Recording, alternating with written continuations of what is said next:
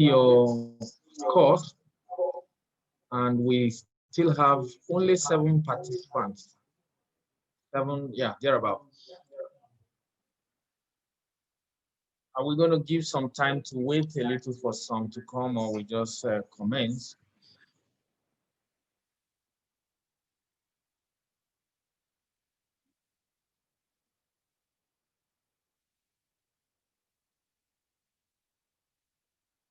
I'm waiting for your scores. I hope you have attempted the the quiz. Let me see the scores. Those that have posted their scores on WhatsApp. Nobody has posted scores there. All right, I'm going to look at it from our dashboard here to see what the performance is. I'm expecting most people to score maybe 20, 10, or 30. With that, I'm happy. I know that what I'm going to discuss will be more interesting. But if I have all scoring 100, then it's as good as saying I should go home.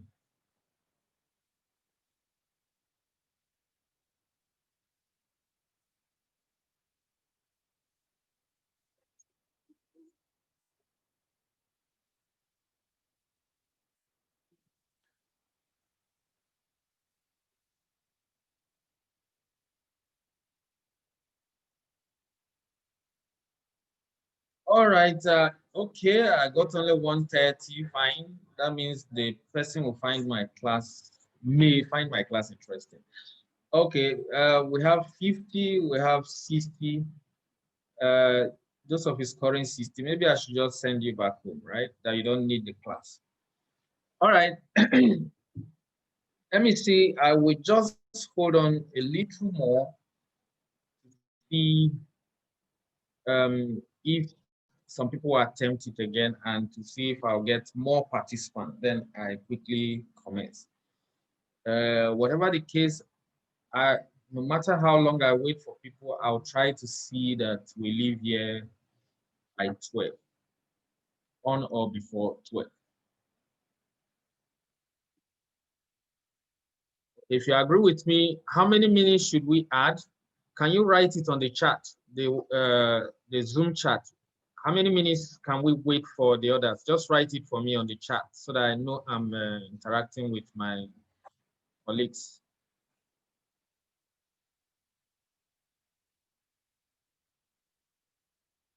Okay, Kai is saying 10 minutes. So Kai, he is, or he or she is suggesting wait the next maybe by 10, 13, thereabout, we should start.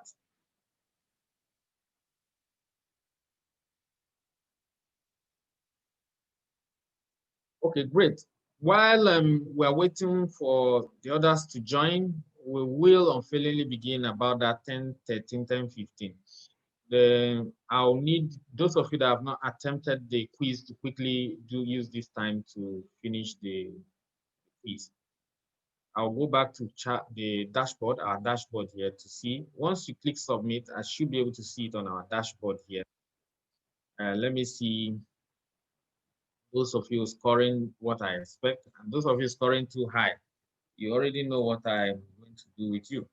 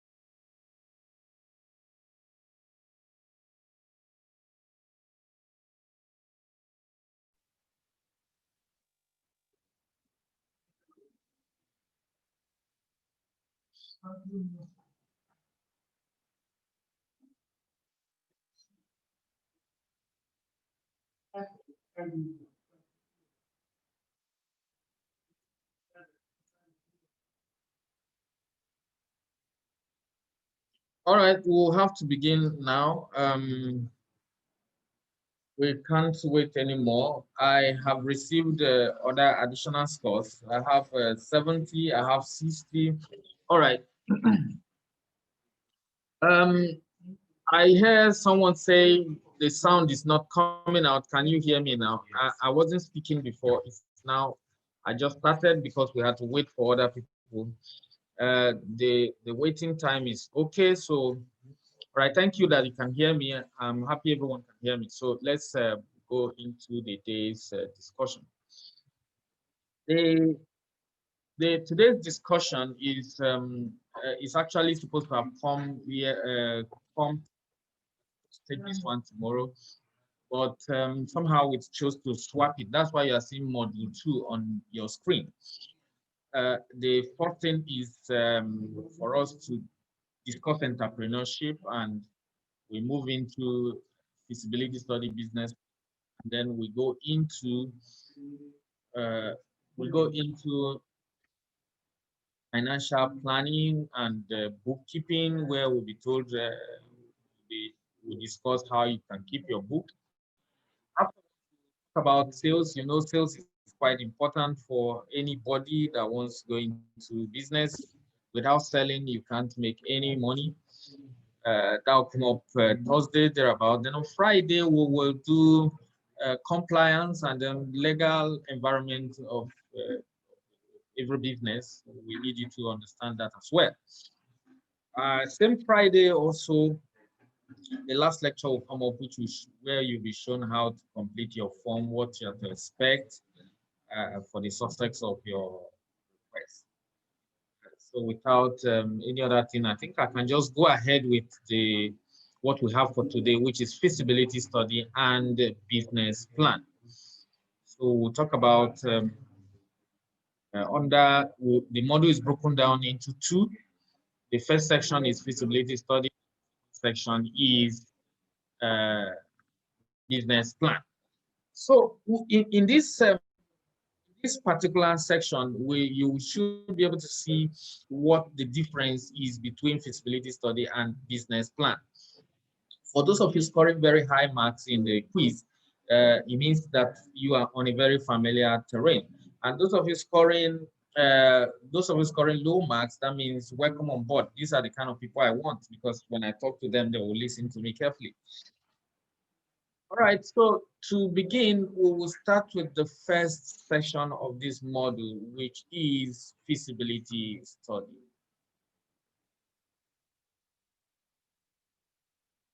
This section has about four topics. First topic is for us to know what feasibility study is, and by the way, what's a feasible business. We just need to also know that. Then with the second topic there will be objectives of feasibility, uh, importance, and then some shortcomings that we have noticed from feasibility studies that people have conducted. Then we'll go to the third topic. That will be a more practical outlook of how you go about feasibility study. Then the last one would be, what are the components of a feasibility study? When we say components, we're majorly referring to the report that you prepare when you have done your feasibility study. Was the feasibility study, and then in form of a report. But because you will need to write a report, you will need to do a feasibility study, you need to know some aspect that will help you address your questionnaires, that will help you know how you're going to approach the field with your study. So that should conclude that. And then we'll take a short break, and we'll go to the second section, which has about uh, seven topics. So let me not talk about that now. I can mention that when I get there. So we have have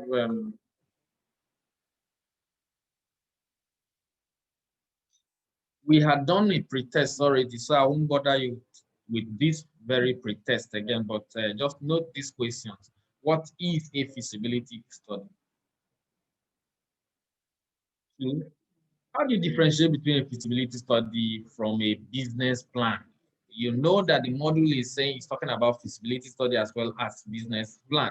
So how do we differentiate them? What's the difference between these two? At the end of this module, I expect that we should be able to differentiate. That's essentially the purpose of this question. Then number three, what are the reasons why we should do a feasibility study? Why should we do a feasibility study? I'm asking that question because we are all here to get the loan from some of us 5 million, some of us 10 million or different amounts. And what's all this feasibility study stuff all about? Why do we need it? Why must we do it? I have already analyzed my business. I want to begin my business, and you are still bothering me with feasibility study. So the maybe this discussion should be able to bring out why we need to do a feasibility study. So I can proceed now by opening the main topics. All right, like I said we have 4 topics, and these are the topics on the screen. You can see them. We will deal with these 4 topics and then proceed to the next thing. Um, how many ladies do I have in the class? I'm not talking about gender thing now. I just want to ask a question. Okay, from their names, I can see I can see Kai. I don't know Kai. Kai is a man or a lady. I can say, okay, from the screen, I can see right. Yes, I can also Ngozi Awunde. I can see Infinix X4. I don't have your name. Rukaya Abashi Margaret Suwa. I can't see Infinite Hot 7. I don't know whether it's a guy or a lady, but I just have just one question. When you're getting prepared for a trip, is it the guys or the ladies who get set better, who prepares adequately for trips? So just write it down. Since everyone is muted, just write it on the chat. Let me go to the chat and see uh, what you guys think. Who prepares better? Who packs well? Who? Let me not talk too much. Let me just hear your answers on the chat. Okay, nobody is talking yet on the chat. Just tell me, ladies or guys, who do a better preparation. Okay, I have one response. They said the woman. The woman, okay, that is ladies prepare better. Um,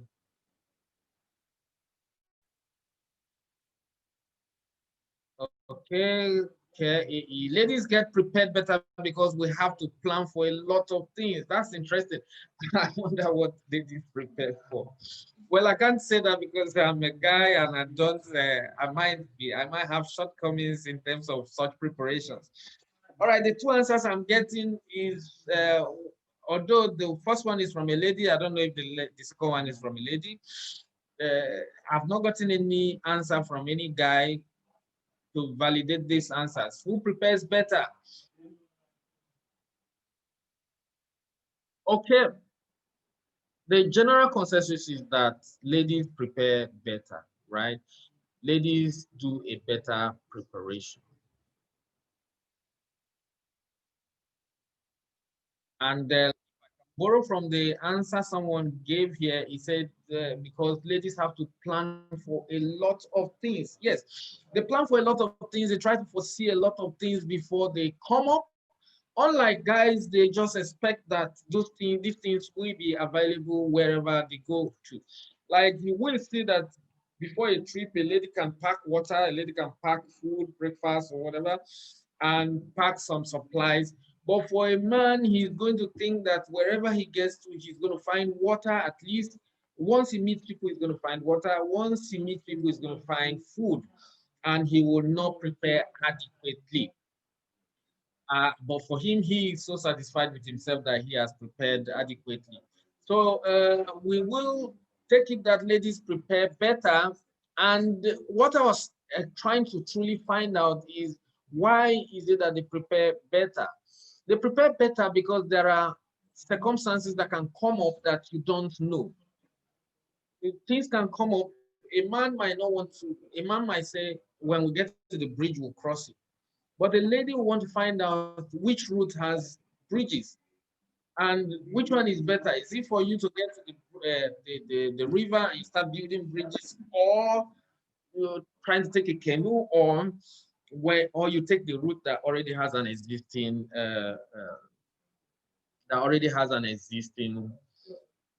bridge. All right, okay. The men have already said is ladies prepare better than guys. That's coming from a guy, Samson. And Daniel is a case here. Says men are prepared in handling responsibilities than ladies. Okay, that's interesting. But the question was not for responsibility. I just wanted to see a simple scenario of, if you want to travel from Abuja to Lagos, or you want to travel from Abuja to Kaduna, who gets set better? Okay, men are prepared in handling responsibility than ladies. Okay, even if men are more prepared in handling responsibilities than ladies, there is there is a preparation, and somebody has to do this preparation. In the same way, you need to prepare for your business. That's the reason, or maybe the wisdom behind the NISA project, that they have asked us here to come and discuss with you people before you assess your loan, to know whether you have done some level of preparation. Like I said earlier, ordinarily, I just need money for my business. Why are you asking me to come to a class before I get the money? If I don't have any reason to come to the class, most of you will not really pay attention to whatever we have to discuss here. What your emphasis will be, okay, fine. You say I should do a training, 1 week training, fine. I will do the 1 week training now, and then wait for my alert. But I bet you there's something else I want to let you understand. Today you are expecting 5 million, you're expecting 10 million, thereabout, any amount. When your business gets big, the microfinance does not have a project to support it. They don't have a funding to support your business. I mean, when you'll be needing like 100 million, you'll be needing like 50 million. You can't run back to the microfinance bank anymore. And wherever you need to go, you will also need a feasibility study.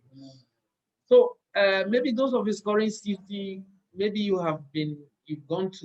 attended some feasibility study course before when you were prospecting for loan, maybe small amount, and now you need big amount. So in the same way, the need for money will always remain. Today, we know that Dangote is struggling with a lot of cash. He needs so much money for the refinery to take off. The refinery is a $15 billion project. And you know that as at the last time you valued your net worth, sorry, the net worth of Dangote stood at 7 to 8 billion dollars. Yet he's starting a refinery that will go up close to $15 billion. You can see that he needs lots of money. He needs almost twice the money of what he is worth. You may get to that stage where you need so much money and you need to do a whole lot of feasibility study, and it's not going to be a child's play.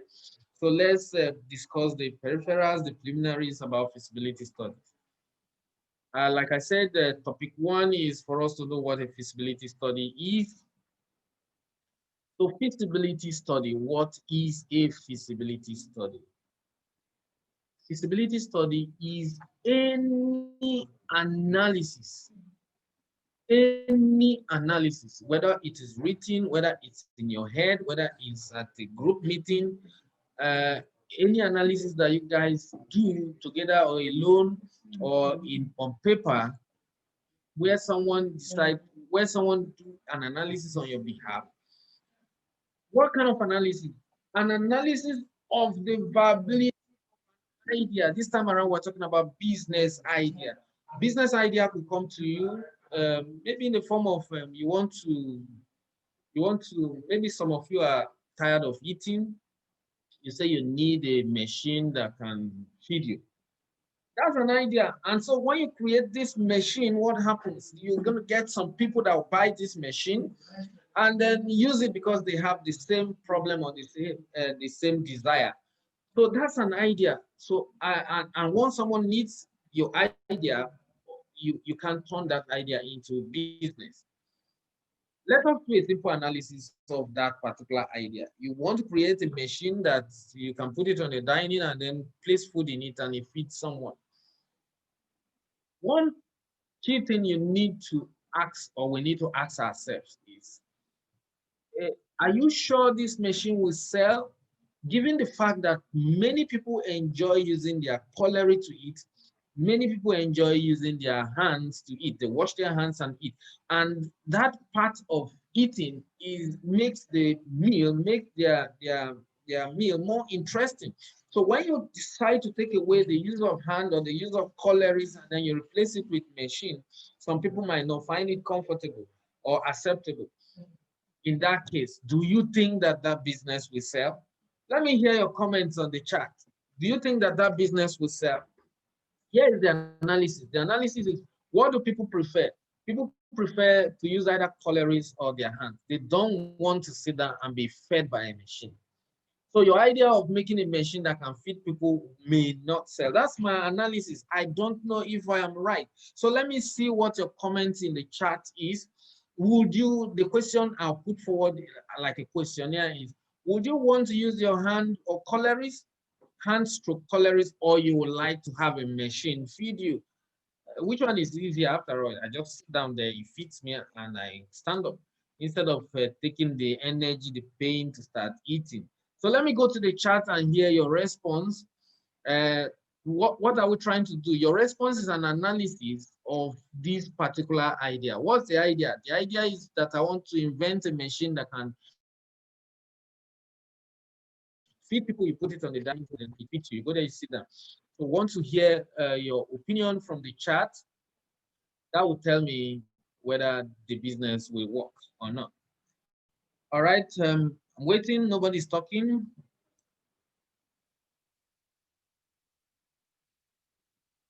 All right, cutleries or hands. Okay, someone is saying, please, please, please don't bring any machine. Okay, I'm the one adding that. The person simply said cutleries or hand. That means that person is saying, don't bring any machine to give me food here. All right, let me see if some people prefer the machine, because I want to know if people truly want this machine.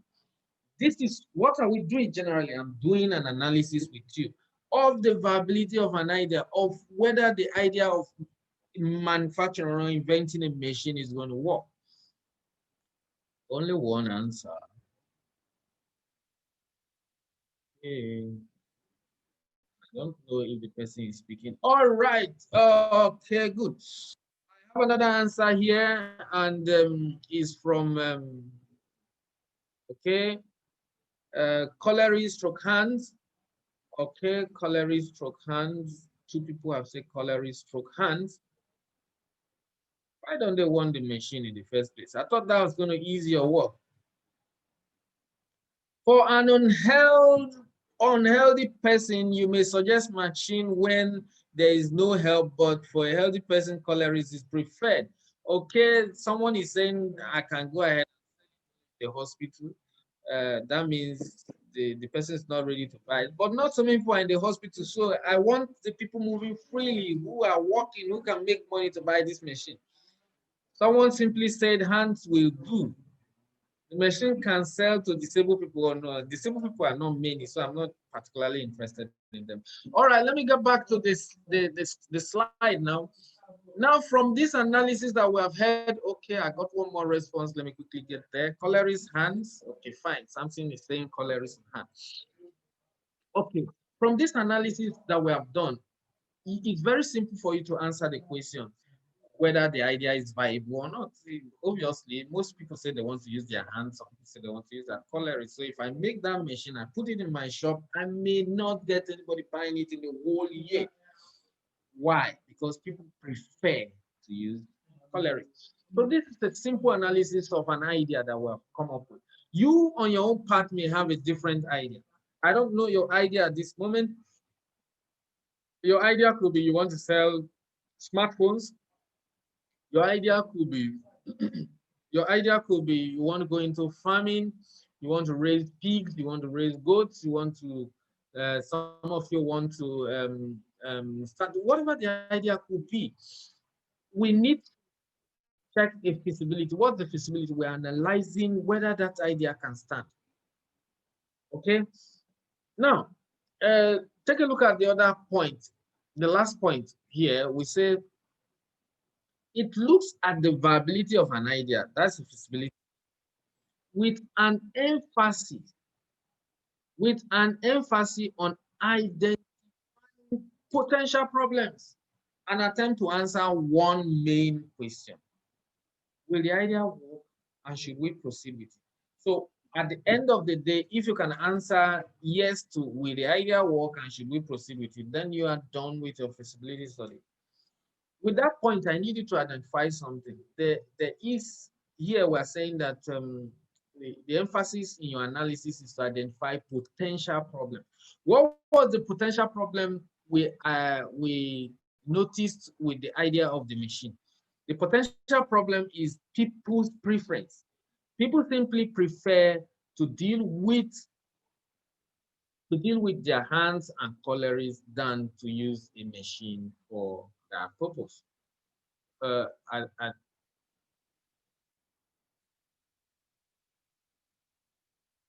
all right, so what I need to tell you at this point is that some of you may have done your feasibility study, adequate feasibility study for that matter. But if for any reason you have not done any feasibility study, please go back again. It's not late. You do a feasibility study. If you realize that you have analyzed it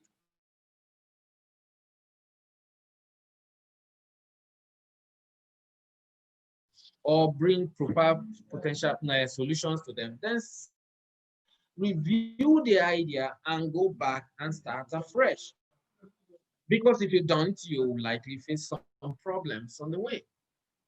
All right, so simply put, we have defined what feasibility study is, and I think from this slide, you should be able to use your own words to define what feasibility study is. Okay, let me talk about the next slide. The next slide is feasible business. You know, I said we'll talk about what a feasibility study is. We'll also talk about what a feasible business is. The whole essence is for us to be able to develop a feasible business, right? You want to be able to start a business and then you can say, okay, this business is feasible.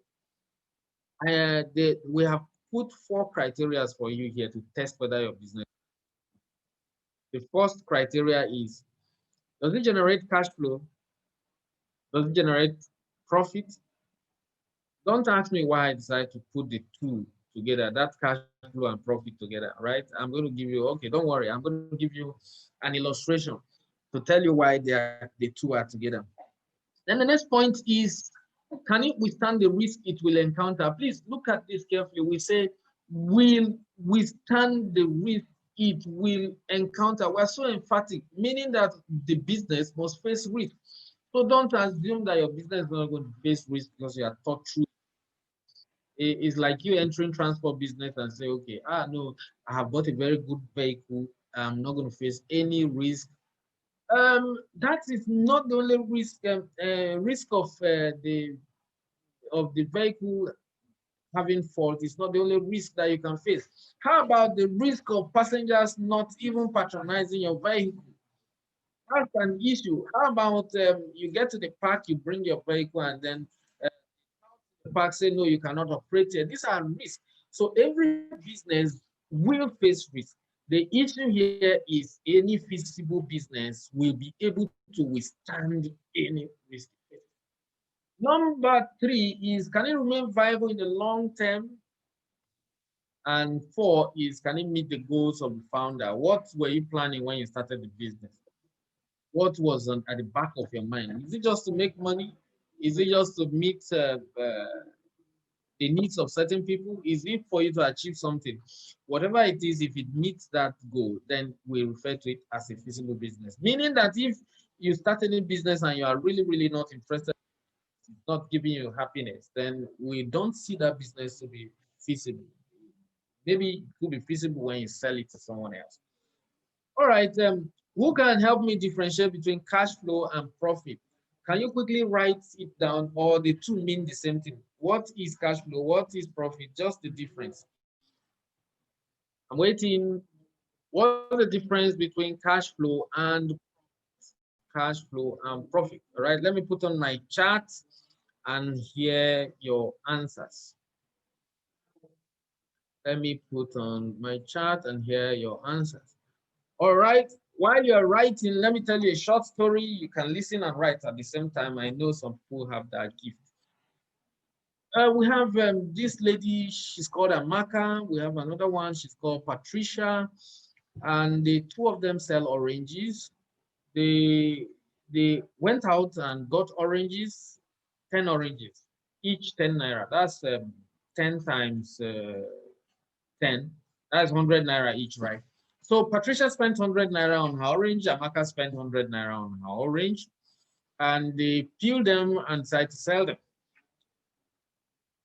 Amaka sold her orange for 100 naira each, and by the time she was done selling them, that's 10 times 100 naira, 1,000 naira.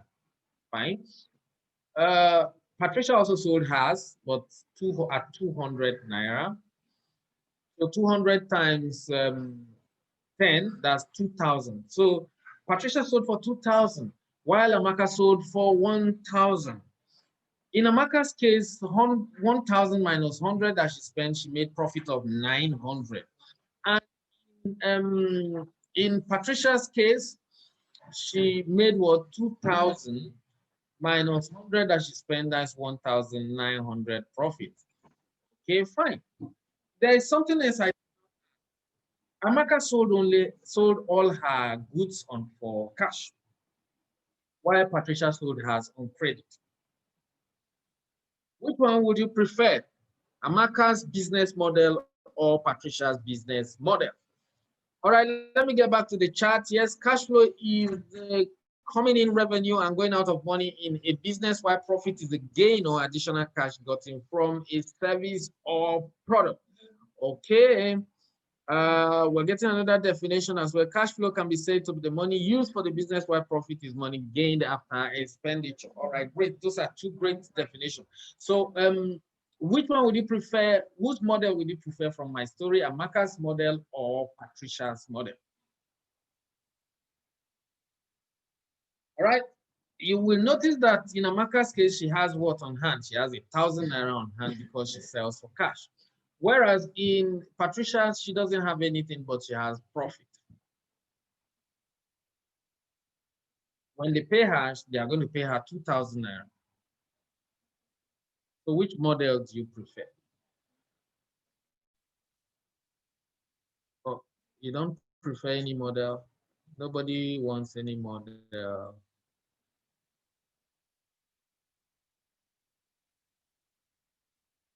All right. You didn't get the question correct. The question is, I told you a story about Amaka and Patricia, and one of them sold all her goods. Amaka sold for cash, while Patricia sold on credit. But Patricia sold hers for 200 naira. So 200 times 10 oranges, that's what? 2,000 naira. Whereas Amaka sold for 100 times 10 oranges, that's 1,000. The difference between the two of them is that Amaka only sells for cash, while Patricia sells on credit, meaning she'll collect her money back later. So these are two different models. Which one do you prefer? Okay. While we hear your opinion on which one you prefer, you will also realize that there are two instances there that we use to assess whether a business is what? Feasible. That is, the business should be able to generate cash flow as well as profit. Amaka's business was generating strictly high cash flow, and then the profit was just adequate, whereas Patricia's business was generating cash flow slowly because she had to wait for people to pay and quite lots of profit.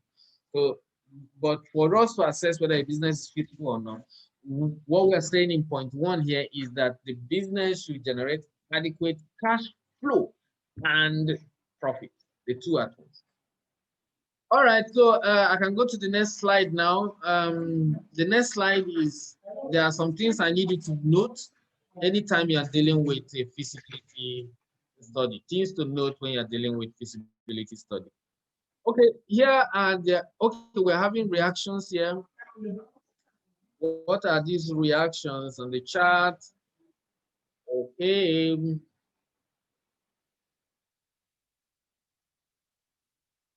All right, Amaka's model. I prefer Amaka's model. Amaka, cash at hand, Amaka, Amaka. All of you are saying Amaka, Amaka, Amaka. So nobody wants Patricia's model, right? Patricia gets paid the following day. It's fair deal. Okay, but the illustration has is for the purpose of us differentiating between our cash flow and what our profit is. But for a feasible business, you should be able to generate the two adequately. You need both profit and you need cash as well. All right, the things that I would like you to note anytime you are dealing with feasibility study are the following. One, almost like a standing rule and a strong instruction. Anybody with a business idea should conduct a feasibility. It's almost period. I don't need to say any further. So, for whatever, here we say to determine the viability of the idea before proceeding with it. But the standing rule, or almost a strong advice, is that anyone with a business idea should conduct a feasibility study. All right, the other things I need you to note are, all right, someone is raising a hand. You can type your question. I can answer it quickly. Type your question on the chat. These are the other things. Infinite hot 4 is hot 4 raised hand. Most of these meetings we say you should just use your name so that in case more than one person has infinite hot 4. All right, so type the question on the chat and I'm going to go there shortly. The other things you should note with a feasibility study is that it helps address things like where and how the business will operate. When we say where and intend to farm, if you intend to farm, where should you go into the bush to farm? If you do that, how do you get the goods out? And then we say, how do you want the business to operate? Should you operate on wholesale? Should you operate on retail? For example, if you say you are into farming, you might want to ask yourself, how do I operate this business? Should I cultivate and at the end of the day, I look for buyers to buy the farm with the crop there while the responsibility of harvesting and sale remains with them? Or if you are going into farming, you could tell yourself that, okay, I'm not going to start the farming. Once a farm is due for harvest, I'll go there and pay the people and harvest. Those are different models you can do. So your feasibility study will help you address some of those issues because you will have noticed some problems with starting the business from the beginning. Maybe if it's farming, you would have noticed whether it's in your interest to start the cultivation or it's better for somebody to do the cultivation, handle all of that before you come and buy the harvest. Maybe the reason could be your technical know-how. Another point is that it provides in-depth details. Once you do a feasibility study, you're going to get so much detail because you're going outside and you're going to ask questions. It's almost like it's a full study. You're going to get, it's almost like a research sometimes. And then another thing I need you to note is that when you have a good feasibility study, your business plan becomes very, very easy. You will notice from this presentation that we might take more time in the feasibility study, and when we get to the business plan, we take shorter time. Why are we taking shorter time there? Because the business plan, what you need for the business plan, the information comes majorly from your feasibility. So for some people, they might even refer to the feasibility study as the business plan once it's in form of a report. But the feasibility study itself is almost like a research, a study. You go out, you read, and you find out something. Whereas the business plan is almost is like the plan, the report you're putting down for your work. Maybe for architects here, let's look at it from this angle. If you go to if you go to look for a piece of land where you want to build your house, that's purely feasibility study. But by the time you put up a plan, an architectural design of how the house should be, that's the business plan. All right, feasibility can be used in many ways, like we said on point 4 there, but it focuses on any business venture that you have. All right, that's the end of topic 1. We can go to topic 2 now. Topic 1 was what's feasibility study and what's a feasible business, and I've also given you some of the things you should know. So topic 2 here is the importance, shortcomings, and then the objectives of a feasibility study. All right, someone raised their hand in the class earlier. Let me go to the chat if I can see the person's question. If the person has any question for us. Okay, no question is here yet. Maybe if you must use voice to ask your question, just hold on to the end of the section and then you ask your question. But if you want any other question that you want me to attend to right away, just type it in the chat. 1, why are we even here? It's obvious. I hope someone is not saying, why are you asking me why I'm here? You should know why I'm here. All right. The obvious reason is to raise fund. That's why anytime you want to raise fund, you should do a feasibility study. Anytime you want to raise fund, you should do a feasibility study. Then another objective is to determine facility mix that can maximize your revenue. You take a look at your facilities and then the proper mix that your business needs, the mix that can give you most of the revenue. Like if you do a feasibility study on transportation in the rural area, right? Maybe you during your study you realize that in the village people live about an hour interval from the village. One person must leave town or village. So, and in a day, on the average, 10 people live. So, how many bites should you get? The normal thing is for us to get 10 bites, right? So that these 10 bites can convert the 10 people or at different time. But from your study, you also realize that people live an average interval of 1 hour. So you don't need 10 bites, you need just 2 bites. Because by the time one takes one away, it's expected that that one will return within that hour to pick the next one. If anything happens, then you use the second bite. So whatever funds you have left that you should have used for that to buy the 10 bites, you can move the remaining 8 bites to other nearby villages to help them with their transportation, thereby doing what? Thereby maximizing revenue from the facilities that you have. Another point is objective is that it is for everybody to agree. It's for everybody to agree to the to all the elements on the project. You know, when you are starting a project, everybody has to agree to all the parties have to agree to the location. Should we locate it here, or should we use this particular? Should we use this name? Should we? Everybody has to agree to it. Things as simple as even the name matters. If you have a name that is difficult to pronounce, people will be struggling. People that want to buy a product will be struggling. How you pronounce that particular thing. But if it's a simple name that people can easily remember, it might sell your product. So I know some of you are very fond of combining the names of your children, the names of your friends, your brothers and siblings, and then forming a particular name for your product or your company. Whatever word that you get out of this, your acronym, if it is not easy to pronounce, you will not be able to sell it. clear, or you won't be able to put it in the minds of people.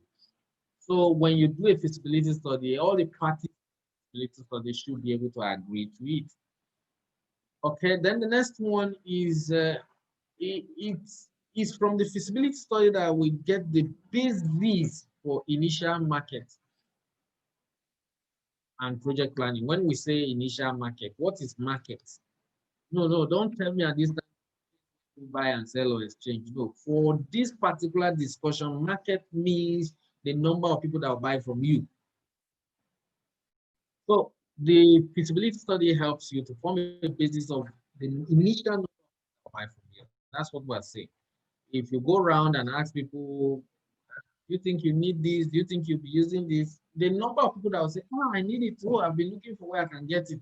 Oh, fine. If you bring it, I think I'll buy if the price is right. That is telling you that, okay, your product is being accepted. Your product will eventually is marketable. But if you bring a product and people are wondering what it's used for, or they don't even know what it is, that also gives you an idea that you need to do a lot of work. So your feasibility, one of the objectives is to know or have an idea of your initial market. Then the last point here is very, very interesting to me, because one of the objectives of feasibility study, like, is to say, it's for us to be able to do our business, right? But another objective is to provide argument for you to close your business. Not all business should continue. Some business should be closed down.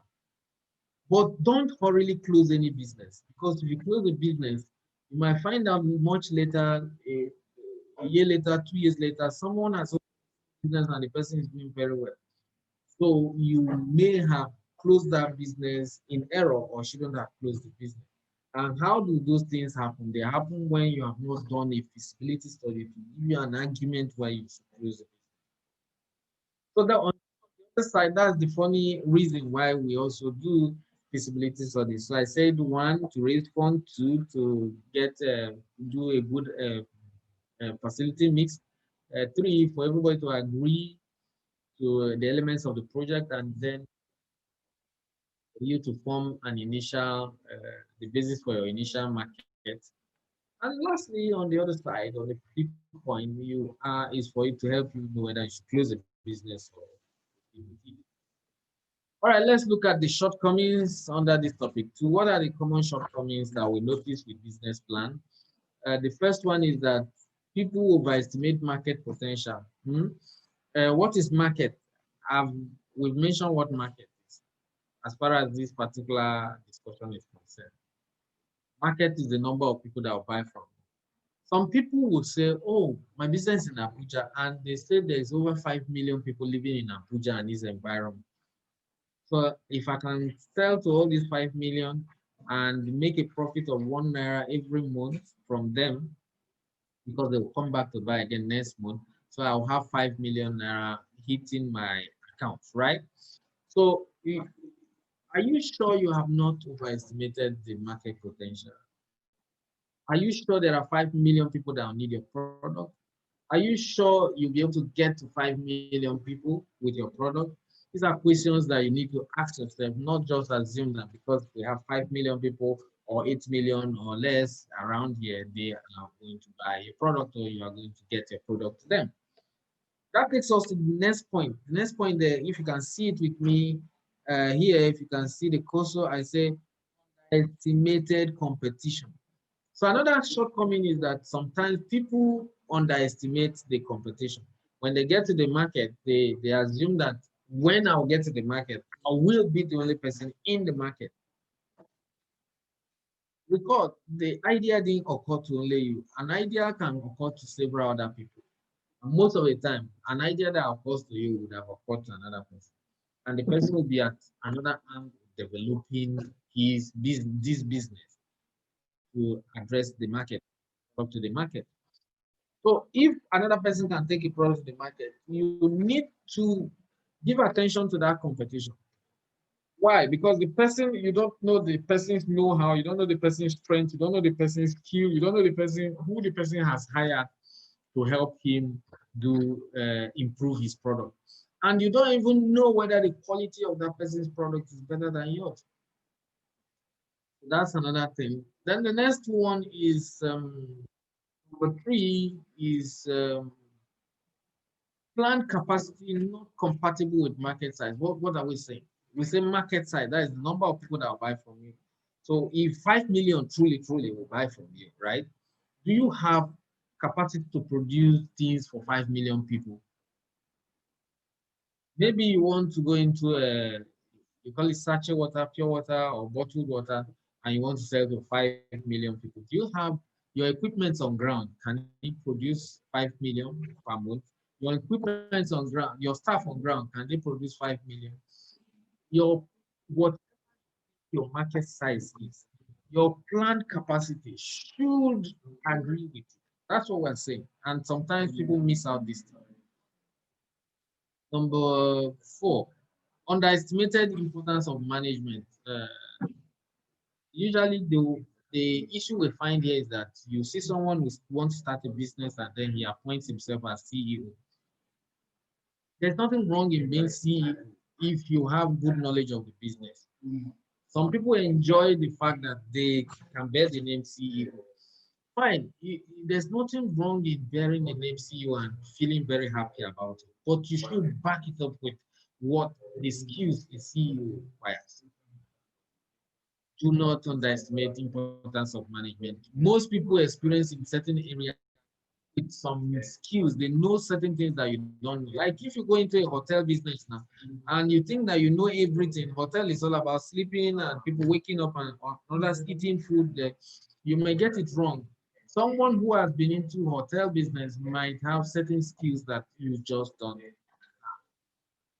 So your feasibility study, sometimes the shortcomings we see there is people water down the importance of management. They water down the importance of certain staff that you need. Another point is the market projection about 5 million. What if how do we know we have 5 million around? The 5 million that we have here, is it sufficient data? What are these 5 million made up of? If these 5 million people, half of them are made up of ladies, and the product you are selling is the product that men use most of the time, then how do you arrive at 5 million that you'll be selling to 5 million? Okay, if you say, okay, you want to sell to 5 million, what if these 5 million people include children, include old people? Are you sure you'll be able to sell to these people? The children are not the decision makers at home. So they are truly not your customers.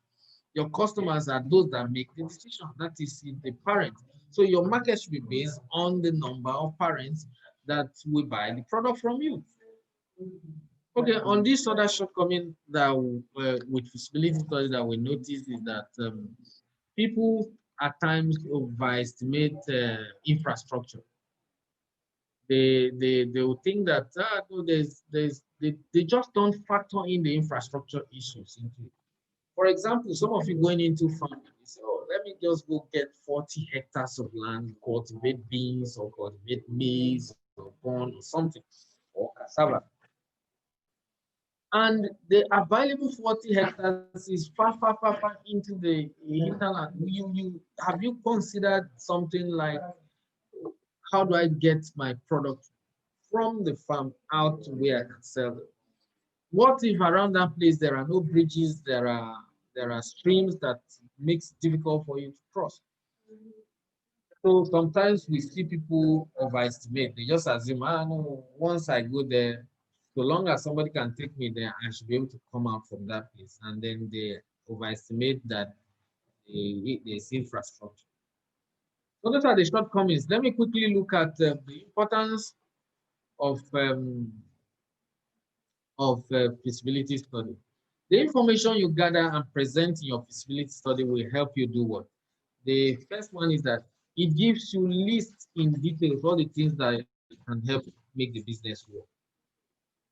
Details about how you're going to set up the factory, details about how you're going to who you're going to hire, details about how your product is accepted, and even what business model you should use. Should you use a Marcus business model or you should use Patricia's business model?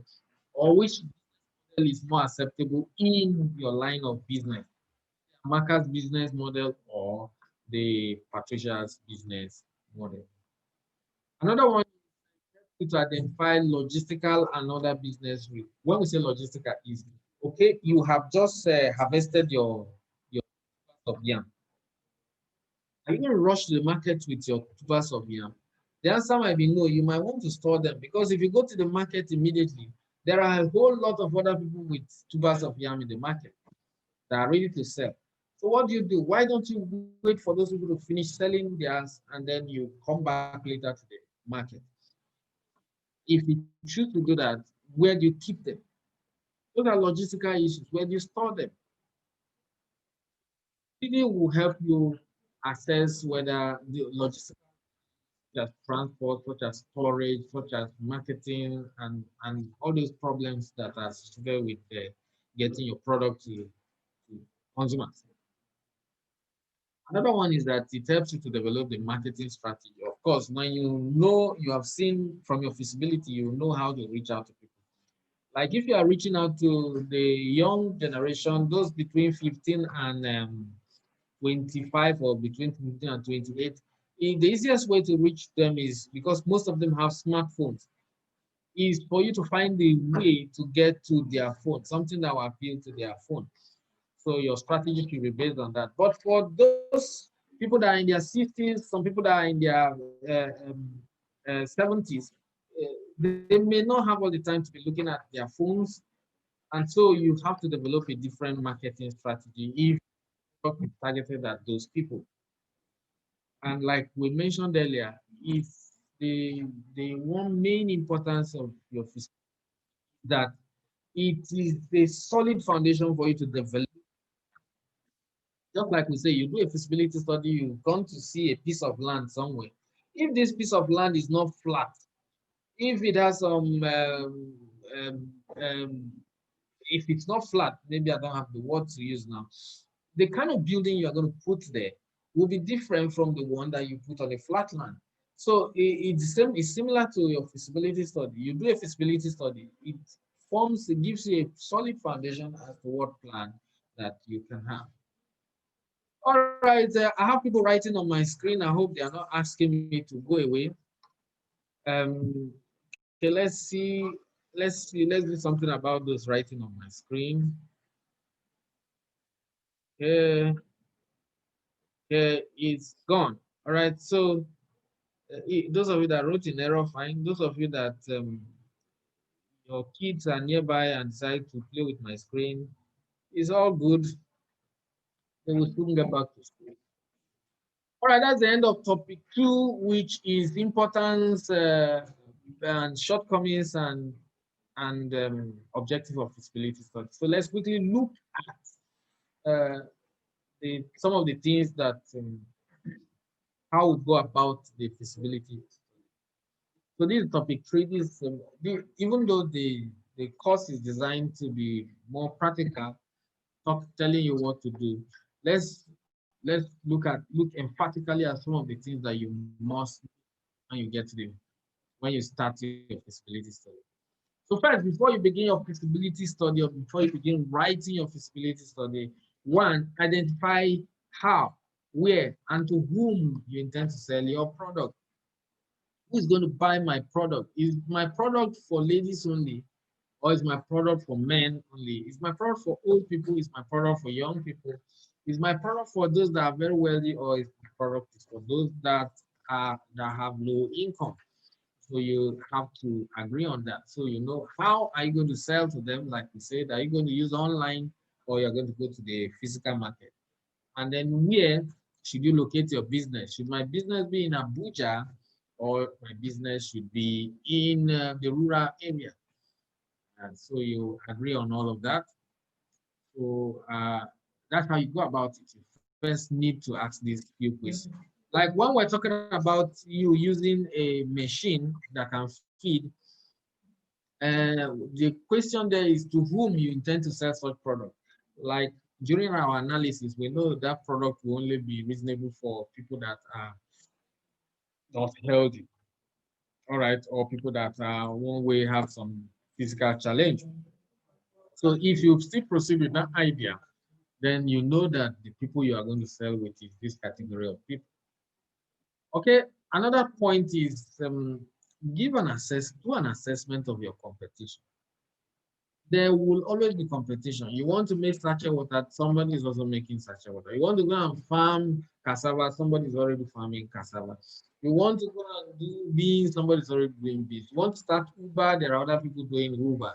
You want to name it, there is always. So we need you to assess this competition. Assess them in terms of how good they are, how bad they are, what are they missing, and what's the quality of service. Another one is from your feasibility study, please figure out how much you need to start your business. How much do you need to start your business, right? How much do you need to start your business? Not just how much you need to start, because how much you need to start your business might be easy, right? But how much you need to keep the business running, you should also add that. We need you to point that out.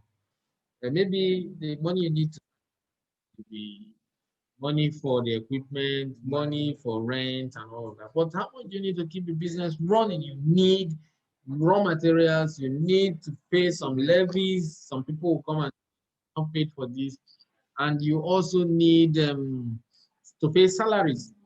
All of this money, the one that you need to start the business, the one that you need to keep the business running, combined should give us the that you need for that.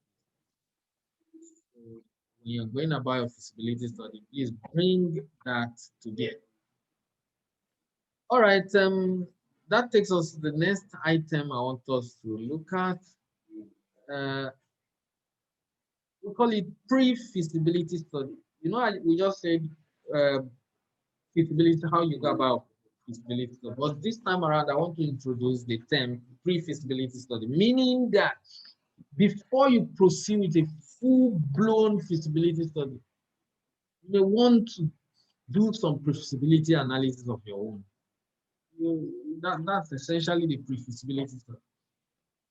If you find out earlier on that the proposed business idea is not feasible, it will save you time and money. That's the purpose. Instead of just say, okay, from the class they say we should do feasibility study. What we're advising here is that once you have an idea, just even do a pre-feasibility study and find out whether the indicators suggest that it's a reasonable thing. A pre-feasibility study may be conducted first to help sort out relevant scenarios. Relevant scenarios are who will need this product, what will happen when I produce this product, how am I going to take this product to the market, and all of that. If the findings lead you to proceed with feasibility study, your work must have resolved some basic things. There are some things that you have noticed that you don't need to come back and start all over again. And then the last point I want you to notice when dealing with feasibility studies, sometimes a consultant may help you with the feasibility study, but you should be involved. If you get a consultant to help you, should be involved so that you can see what and what is there, because it's not all the time a feasibility study will show that the business is not feasible. When it shows it's feasible, you don't have to repeat some of the things that you and the consultant may have discovered in the line of the study of that initial feasibility. And that feasibility, well, I believe it's going to help you understand some business development issues. All right, that's it. That's it about how to go about a feasibility study. We told you the three things you should look out for, and we brought in the concept of pre-feasibility study that you should look out for carefully before you move into a full-blown one. But that concludes topic 3, so we can proceed to topic 4. Topic 4, components of a feasibility study. These components is at minimum the things that we expect to see in your feasibility study report. If we are going to find these things in your feasibility study report, we ordinarily expect that when you are going to do the feasibility study, your questionnaires will be tailored along these lines. So namely, they are the description of the business, the market feasibility, technical feasibility, financial feasibility, organizational feasibility, and then your own conclusion on the business. So these 6 items is the minimum major topics we should find in your feasibility study report. For you to quickly remember, we understand description of the business, we can easily remember that. We can easily remember conclusion. But if you can't remember market feasibility, technical feasibility, financial feasibility, and organizational feasibility, just try to remember this acronym, the MMM, 4M. Just try to remember 4M, right? The first M is market, the second M is material, the third M is money, M is man. So this that will help you. So let's take them one after another before we conclude this session. This is the last one. The first one is description of business, the product or service to be offered, right? And how it will be delivered. We need you to tell us the product, talk about this or our product, or if it's service you want to offer. How do you intend to get it down to the people? Mention it. Then the next one is your market visibility. Give a description of the industry. What's the industry you're operating in? Is it food industry? Is it fashion industry? Tell us about it. Tell us about the current market. Current market. Are people buying? Are people not buying? Then talk about anticipated future markets. What will happen in the days to come. Also, under market feasibility, we expect you to talk about competition. That is where you do give us an analysis of what competition is existing. Whether the competition is rivalry, is intense, or there are too many entry, there are too many buyers, there are too many few sellers, or they are substitutes for your goods. Talk about all of it. Then your sales projection. That is, when we're giving the example of 5 million in Abuja, you project out of this 5 million, how many will I likely sell to now? So that's your projection. Then talk about your potential buyer, people that may buy from you. Many people in a neighboring state may buy your product. That's what the market feasibility is all about. So what I employ you to do is, if you are going out for this feasibility study, you prepare questionnaires along this area that we mentioned. The questionnaire, you may not administer it, but it might be a guiding question to help you do your study. Second one, technical feasibility. Now that you have your product, now that you want to sell your product, how do you want to deliver this product? What materials will you use? What labor will you use? How will you transport it? Where will you store it? What technology will be needed for this particular? You bring in all of those things. Because we say labor here, the type of labor we're talking about is certain kind of business required certain skilled individual. Those skilled individuals want to put them under labor, technical. That is a technical team or technical labor. Because without them, the business cannot go ahead. They are not there as human beings or as employees. The other point is financial feasibility. Under this financial feasibility, where are you going to get the money from? We already have an answer. The money is coming from NISA Microfinance Bank. But when our business expands beyond what Microfinance Bank can give us, we will need to put source of capital. Is it from friends? Is it from loan?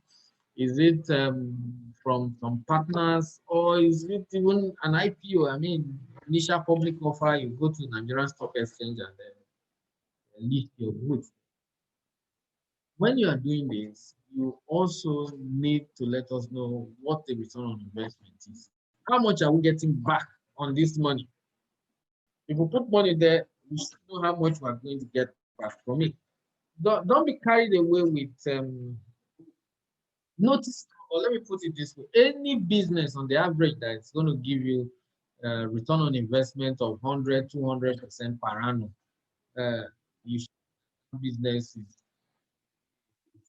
funny. You should look at it carefully. It might not be a real business because business don't usually return as high as that. Some studies show that it has been an average of around 20% for some business 25%. It can be higher, fine. But when it is too high, like 100% per annum, you should question that business carefully. And how much do you need to start startup capital? We've mentioned that previously.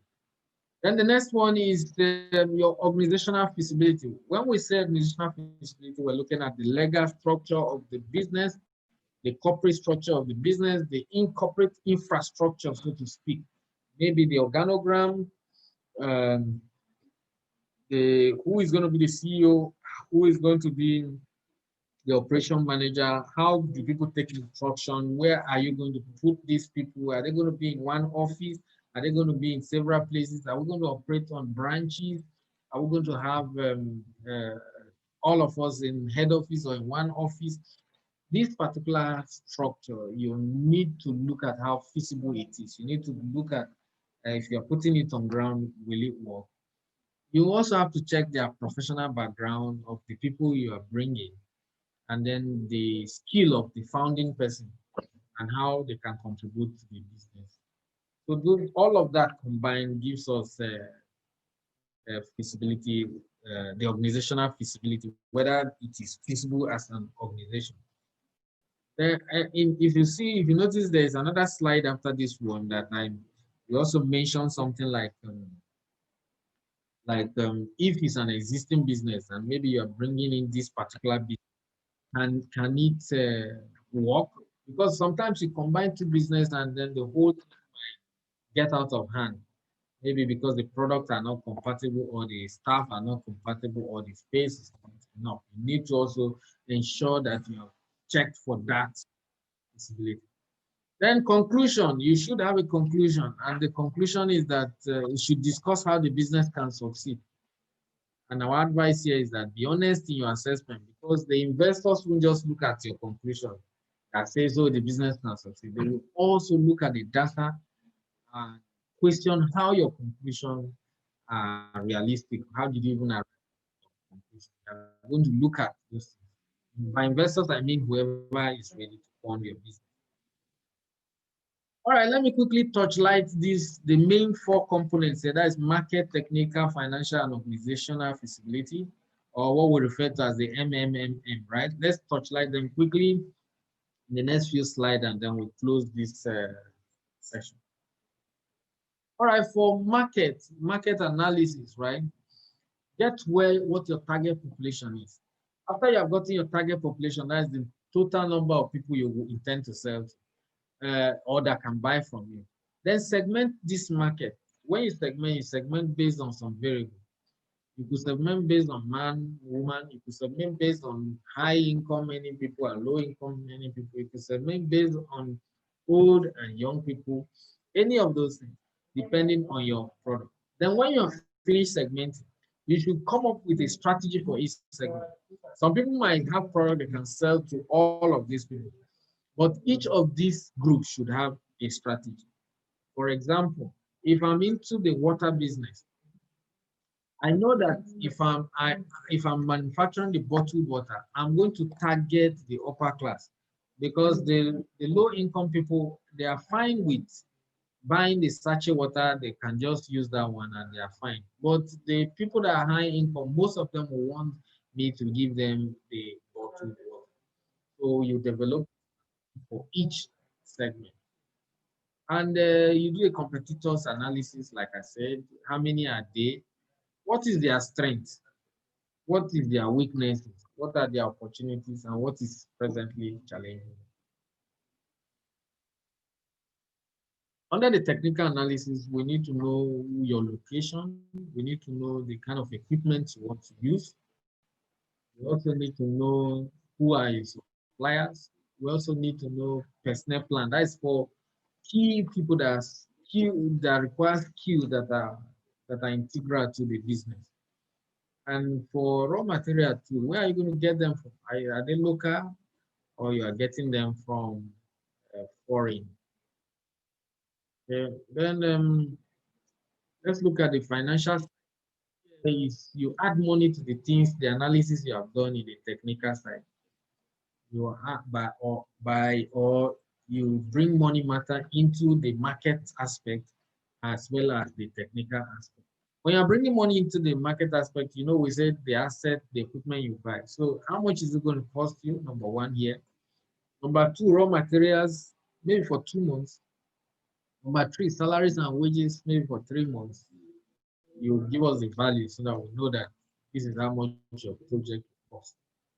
And then you go to after cost, you go to selling side. You project how many units can you sell, multiply by the price you have fixed for that thing, so that you can get total sales. And if the total sales per month, you multiply by 12, so that we'll know that okay, you are saying that in the next 12 years or in like 12 months or in the next 1 year, you should take an annual sale of this kind of thing. Like I said earlier, I said organizational analysis. This involves questions such as whether the system has enough support to be implemented successfully. For those of you diversifying, for those of you that are already into some kind of business already and want to do another thing, if you bring the two together under one umbrella, can it work? Whether it will bring an excessive amount of change, whether the organization is changing too rapidly to absorb. Ah. Right, ladies, gentlemen, thank you for listening to this section one. We'll prepare soon for section two. But let me know what you have learned here quickly by you writing something for me on the chat. What do I want you to write for me? Number one, you can type one and then write yes or no for this first question. Should every business have a feasibility plan? You can write yes. You can say no, of course, you don't need one. What do you need it for? Number two, what's the relevance or importance of a feasibility plan? So you write number two, you state what you think the importance is. And then number three, from these lessons, which aspect of the feasibility plan can you prepare? You tell me, you write number three, or you write number three, just list which one. And then for number four, you tell us also which aspect you need the help of others. Right? So as you're answering that question, I will assume that we are on break for the next section. I'm going to go to the chat now and look at the responses. I hope they will make me happy. Let me quickly look at that, and our break for session one has begun.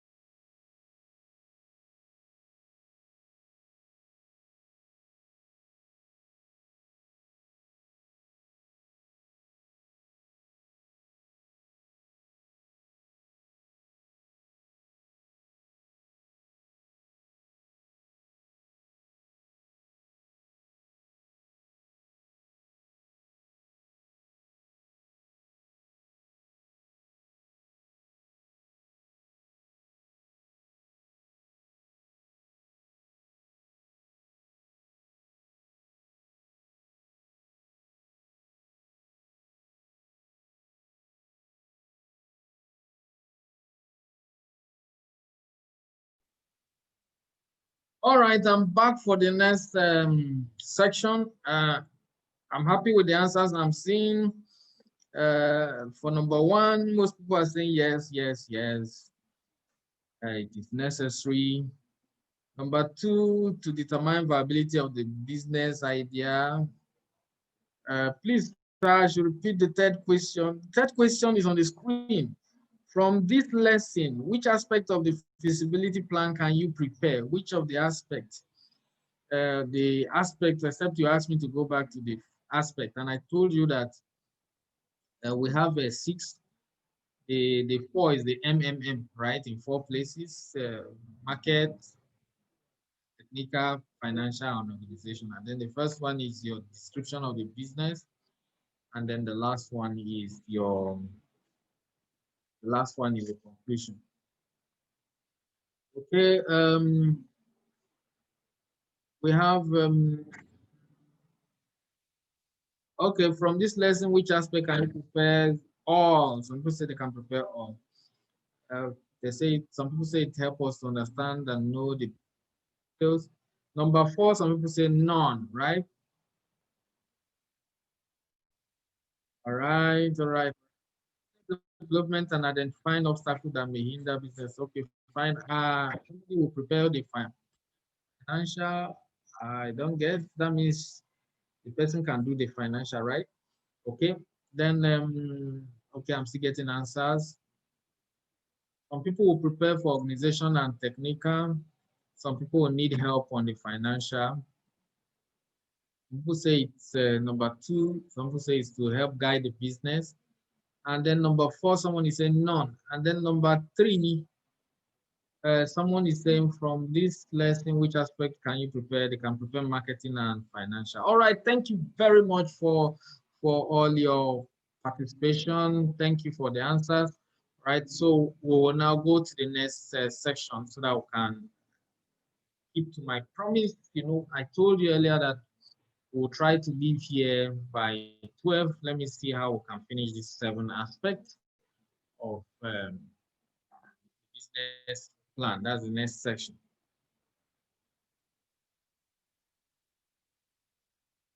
All right, welcome to the next section, section 2. This is what business plan. Here in business plan, we have 7 items to quickly discuss. Thank all of you for sitting down. I don't know, some people may have been standing up, some people may be in their car or a more comfortable place. Or whoever is listening to this class or participating, thank you very much for participating. Right, so in this section, we have 7 topics. What are the topics? Executive summary, business description, and a mission statement, business concept, strategy, and value proposition. Number 4, market summary and competition. Number 5, competitive advantage, SWOT, risk. Number 6, resource planning and the team. And number 7, financial projection. Let's take number 1, executive summary. What's executive summary? Executive summary is a summary of the business plan entirely. Everything you have written in the business plan, put it down in the form of summary, and that will give us your executive summary. So how do I know that your executive summary is good or not? A good executive summary should not exceed 1 page. What am I saying? The whole thing that you write as a business plan that could go into 80 pages, 40 pages, or 70 pages, I am saying that break them down into 1 page. If you cannot enter 1 page, please keep it at maximum of 2 pages.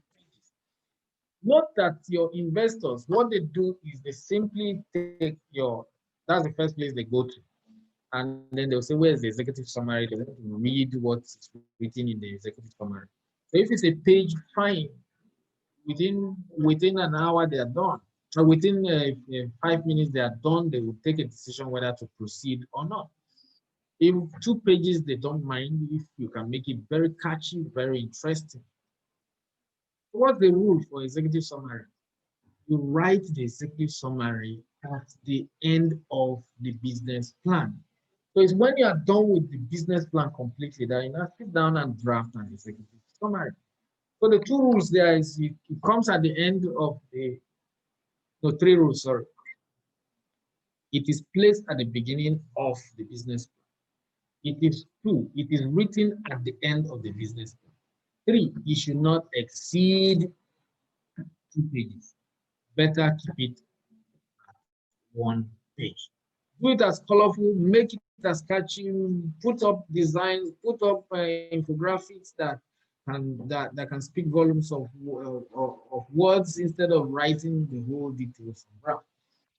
All right, the next item is your business description. In this section, you describe the business. Tell us if it's registered. Tell us who the promoters are. Tell us the model you are using. Tell us where it is located. Tell us the object, the purpose. Tell us your vision. And so when you will say tell us your object or tell us your purpose, that's the same thing as your mission statement. You put up your mission statement.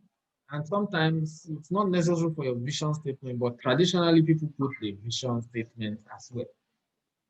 So we said, well, describe the business, and then two, clearly state your company's long-term mission. In other words, clearly state your company's long-term purpose, or clearly state your company's long-term objective. All of those words, or long-term goal, those things can help us understand your mission. They tell us where you are going, what you intend to do. We advise that you should try to use words that will help direct the growth of your company and be as concise as possible. Please, as concise as possible. Then what then is our vision statement? Your vision statement is a desired future optimal state. What do you desire to look like in the future?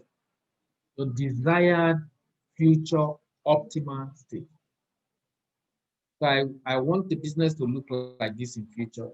That's your vision. So you can put it down, how you intend your business to look. What we hear most of the time, they'll say, oh, I want to be the world-class product, I want to be the most leading, and all of that. Fine, whatever your vision is, put them down. Let's also be very reasonable. You don't go put up a, a vision that there's no sign that it's achievable, or a vision that it's not compatible even with your mission. All right, that's topic 2. Let's go to topic 3. Topic 3 is your business concept, your strategy, your value proposition. For business concept, recall or your business model. When we brought Amaka's case and Patricia's case, most of you chose Amaka's business model, even though Patricia's business model was making more profit. This time around, we need to see what your business concept is, what your business model is. Take, for example, the taxi business. The traditional taxi business is that you get a vehicle, you get a driver, and then the driver drives around, gets passenger, and charge them and make money and bring it back. But the other model that we have is the one that is tag Uber, Bolt, or Taxify, whatever name you can call it today. This concept is that you don't buy any taxis, you don't hire no drivers.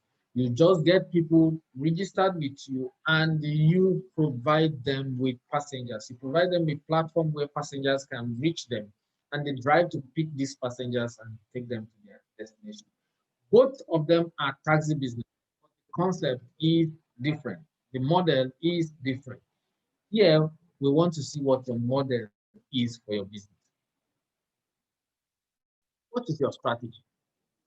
Strategy essentially is how, right? The word how.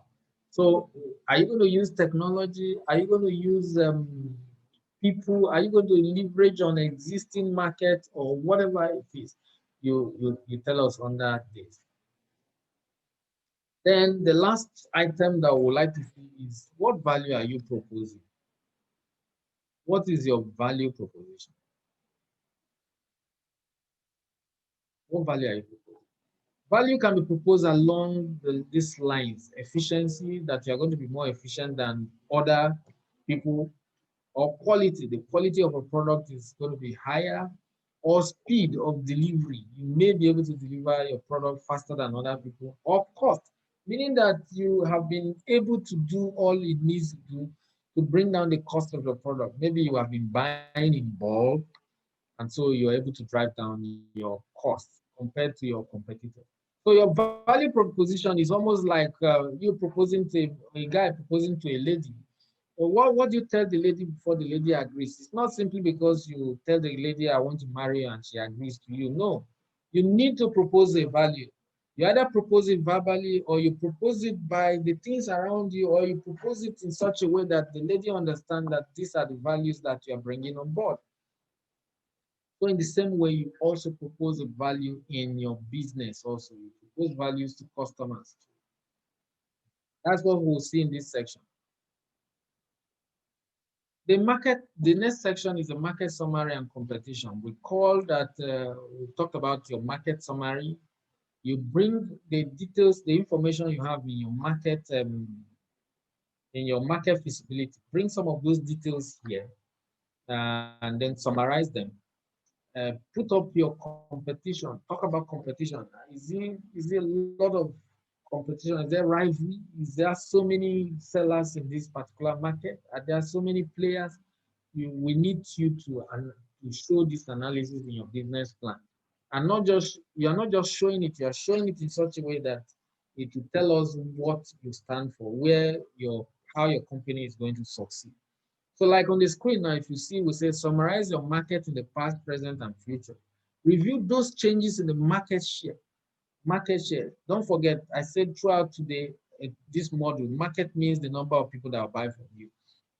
So market is the number of people that will buy. Then your market share is the number of people that will buy from you particularly. So if the number of people that will buy is 1,000 people, and then those that are going to buy from you is 50, then your market share is 50. Talk about leadership players. Who is the leader in this market? Who sells the most? I talk about market shifts in terms of this person has this share, his share has gone down, this person's share has increased, and all of that.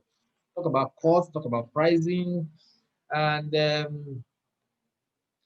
talk about competition that will help you. For example, all your other competitors, maybe they are all the other competitors in the business. Maybe most of them are delivering their products without chilling them. They coming in to chill your product before you deliver them. That could be, maybe they don't have ability to chill their product and all of that. So that is what you are bringing in, the opportunity, or what you are bringing in that your competition cannot bring in. So we'll see that all of that in this particular section. The next section, or the next topic. Competitive advantage. I find this one very, very interesting, and uh, almost the hallmark of every business. If you don't have a competitive advantage, you are going to do a whole lot of work. For me, I will advise that you sit down quietly, do an analysis of the business, and see if there is a competitive advantage, and see if you have a competitive advantage. With your competitive advantage, you can go very, very far. Your business can thrive. The business will almost be a sure success. And that's why we want to see your competitive advantage in the business plan. What is competitive advantage? Are you with me? What is competitive advantage? All right. If I say it's so important, it's something that you should have, it's something that's going to make your business survive, I should be able to tell you what I think competitive advantage is. Competitive advantage is simply what you have that your competitors don't have. What is that unique resources available to you that your competitors don't have? And then what is even your core competence? What line of business are you into? What do you do majorly? So when you combine your unique resources and your core competence, you get a competitive advantage. Your unique resource and your core competence is is your competitive advantage. Your unique resources or your core competence that is unique could be, some people call it unique selling points. They can say, okay, what at what point are you able to sell that others cannot sell? So you need your competitive advantage. You need to sit down and come up with a strategy for your competitive advantage. You need to sit down and develop a unique resource. You need to sit down and develop some core competence. You need to sit down and look at your unique selling point. Where this unique selling point is difficult to imitate or replicate by any other person, then it becomes a sustainable competitive advantage. In one class, someone asked me, okay, how do we get it? I said, okay, fine, you read a lot, think about your product a lot, think about what competitors have and you don't have, and what you have that they don't have. And in what scenario, go ahead and replicate the other person's own if you can. All right, the next one is your SWOT analysis. Your SWOT analysis is SWOT is for strengths, W for weaknesses, O for opportunities, and T for your threat. Your strength and your weaknesses, these are things that are going to affect your business from the internal side, from internally. And then your opportunities and your threat are the things that you face externally, right? For example, COVID is not in your company. COVID-19 is not was not brought about by your company, so it's an external event. So COVID will fall. The impact of COVID will fall under threat to your business, right? So it's external. Then for opportunity could be those of you that are making face masks. The COVID may have allowed you to develop the sale of face masks easily, so that becomes an opportunity. Another example of opportunity and threat could be the foreign exchange.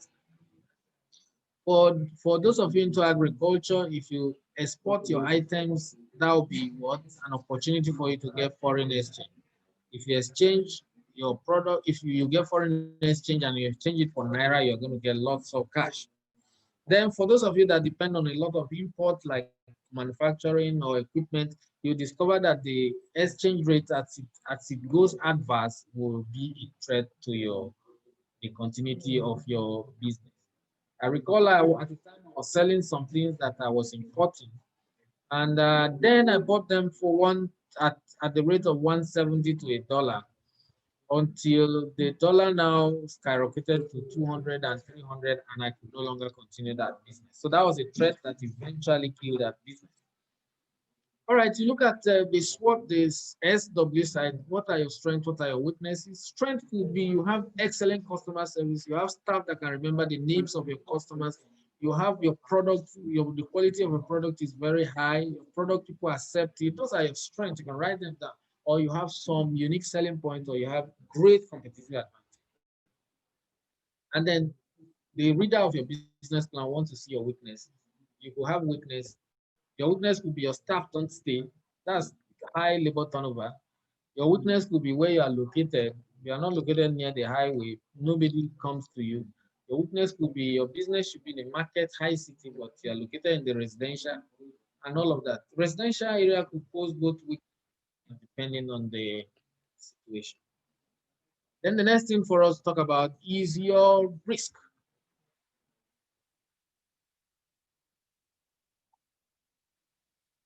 Like we say, every business, when we're talking about feasibility, we said every business must do what? Must face risk, right? Is how you encounter them. So when you're putting down your business plan, we want to see what risk have you anticipated? What risk do you think is your business will face? Then on another side, put down the risk profile, map the risk in terms of how high the probability of it occurring and then what their impact is. And then column 3, write for us how you intend to mitigate this risk, how you intend to ensure that this risk don't crumble your business. Okay, another point is the resource planning. Resource planning is essentially about how you plan the operations, how you want to start, when you want to start the business, what you deploy, it's better you put them in terms of phases, right? You say, okay, from week 1, we're going to do so. Week 2, we're going to do so. Week 3, we're going to test run the machines. Week 4, we're going to do promo for people who give the product to people free to test it and all of that. Put down. Then there's another resource planning that I want to separate from the physical resource. These ones essentially are the physical resources, and I want to separate them from human resources. That's the next slide. We want to see your team. Who is your CEO? Hmm? What is the other management people that you are bringing to board? Put their names and their designation. On the other side, put their qualifications. On the other side, put their experience in that line of business. Then the fourth line, let us even see if they have accomplished anything, certain accomplishment, something they can show that, oh, they did this when they were working here, or they did this or that somewhere else. Put these four things for us. And then put your organogram for us. Organogram is simply who is the CEO, who is reporting to this, who is reporting to that. Plot the chart out for us. That's what we want to see under your human resource, under your team, under your business structure. That's number 6. So the last thing is your financial projection. Your financial projection will start with your assumptions. You must show you some assumptions, basic assumptions.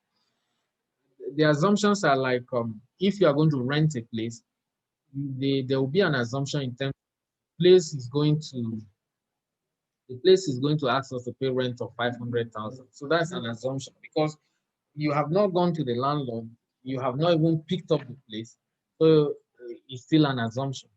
Then you say, okay, when you start producing your item, it's going to cost you this, and you are going to sell at this price. An assumption because you have not gone to the market, you have not tested what price is acceptable to the market. But because we are at the business plan stage, we need to have all these your assumptions. And with these assumptions, you can now go into the detailed projection. From the detailed projection, you now summarize that detailed projection for us. The detailed projection, we will see that in your appendix. Take it to the appendix. So in this financial projection, we see your assumptions, right? And then we'll see summary of your projection. But the details of the projection, you take it back to the appendix. Anybody that wants to see how you arrive at a summary can make reference to it. All right, so this detailed projection that you take to the summary is the last thing that I want to show you, and I can quickly go. It has 3 sections. The first section is the cash inflow. The second section is the cash outflow. And then the third section is the balancing side. So if you are good with your Microsoft Excel, you can do it on the Microsoft Excel. If you are not too good, you can pick a particular paper, rule it into columns and rows, and then write them out. Let me show you. Someone is raising their hand. If it's a question, I suggest that you write the question. I'll soon conclude so that they will mute everybody to ask questions. Okay, so let's show you.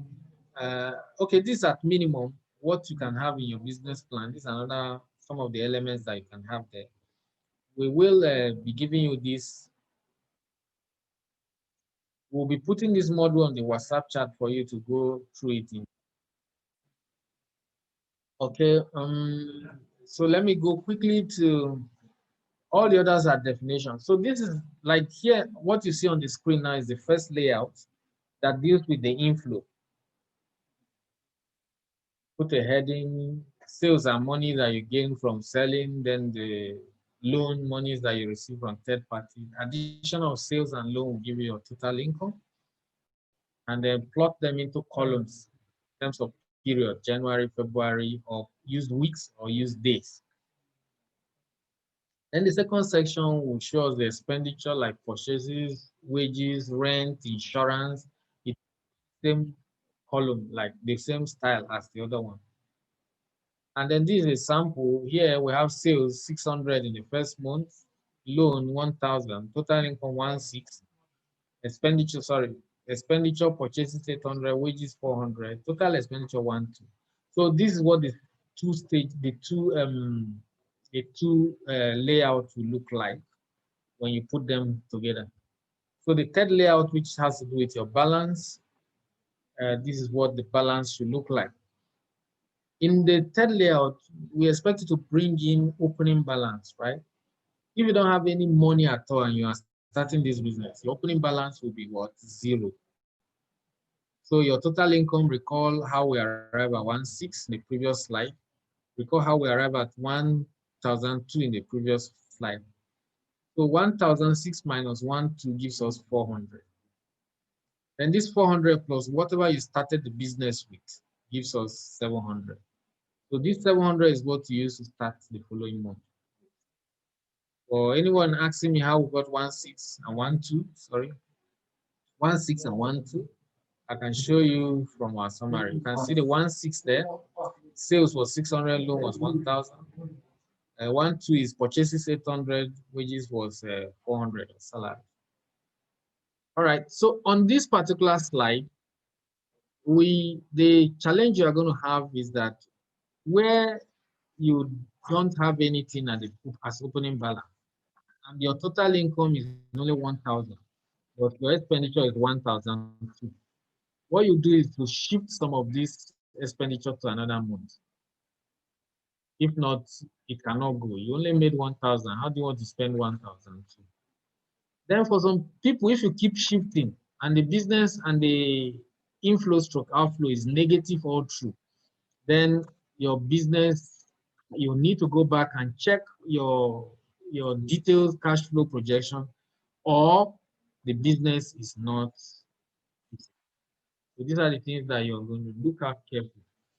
All right, ladies and gentlemen, thank you for listening. At this time, we're going to put the chat there on the WhatsApp group, and we'll also post a post quiz. The post quiz, this thing is for you to answer. Let's see what the performance is. Let's see whether you were able to understand me. At this point, we will unmute. Everybody will allow people to unmute themselves now so that they can ask questions. If you can see on the chat, take a look at the chat, go there, you will see that we have posted it for you to answer. While you're answering the quiz, please feel free to ask any question that you have. And the slide, I'm going to put up the WhatsApp slide will be put on the WhatsApp link. But I didn't see you. I was this Benedicta John. You are going there.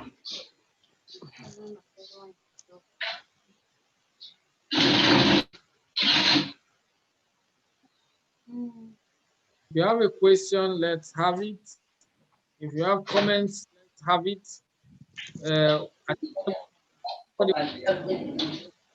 Something can unmute himself now. We have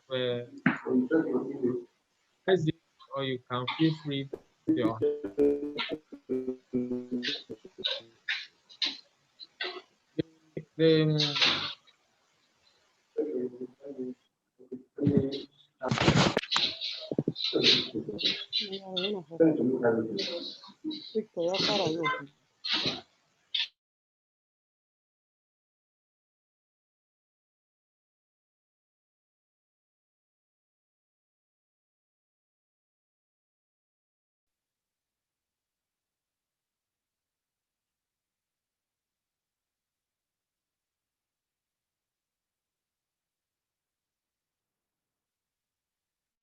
I'm not getting any question. I'm trying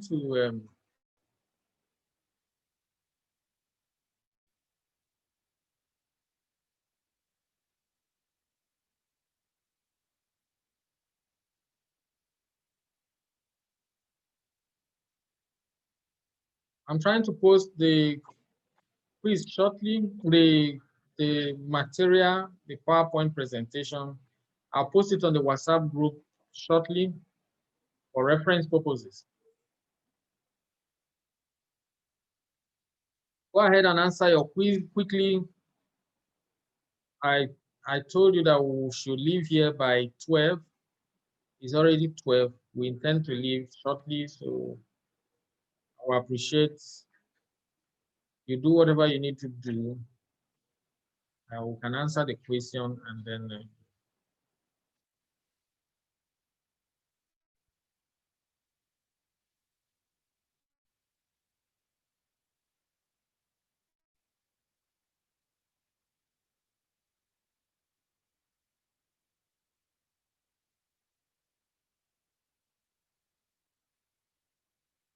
okay, I'm not getting any questions, so I assume that you are attending to the quiz now. I'll go to the score chart to take a look at it shortly.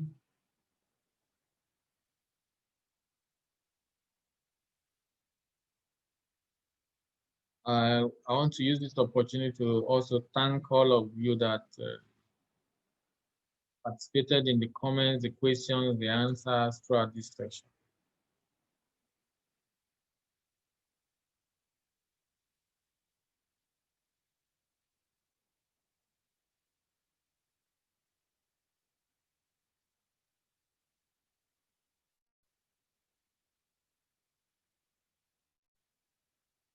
Let me check the dashboard who has finished the quiz.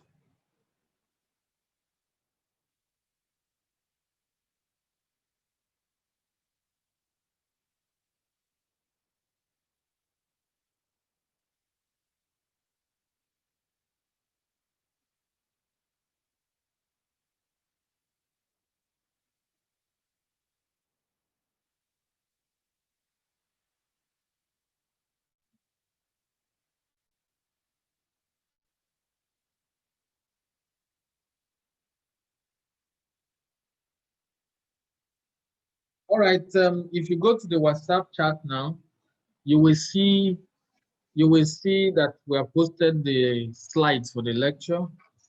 Okay, yes, I'm happy now. The first person coming with the score gave me 100. That's interesting. I can only see your email. Unfortunately, I don't know the name. Afbowenekefe360@gmail. 100. Thank you very much. That means someone was truly listening.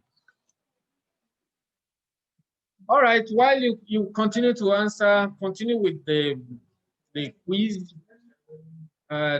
Tomorrow we'll take introduction to entrepreneurship. That's what we're going to take tomorrow. The program will still be posted same time.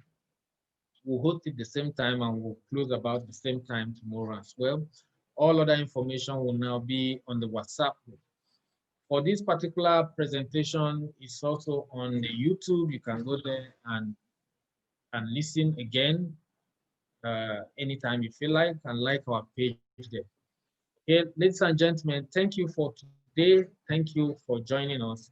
Do have a lovely afternoon.